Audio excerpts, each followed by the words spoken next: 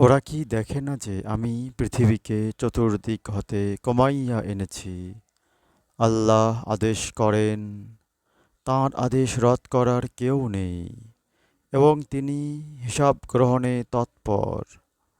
ওদের পূর্বে যারা গত হয়েছে তারাও চক্রান্ত করেছিল,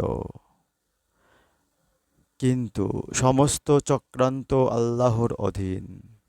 প্রত্যেক ব্যক্তি যা করে তা তিনি জানেন, এবং শুভ পরিণাম কাদের জন্য তা অবিশ্বাসীরা শীঘ্রই জানবে।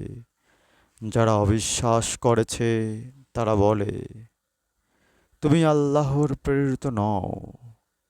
বলো, আল্লাহ এবং যাদের নিকট গ্রন্থের জ্ঞান আছে তারা আমারও তোমাদের মধ্যে সাক্ষী হিসাবে যথেষ্ট। সূরা রদ আয়াত ৪১ এবং ৪২। হে আল্লাহ পাক, আমাদের কোরআন বুঝে পড়ার তৌফিক দান করুন। আমিন।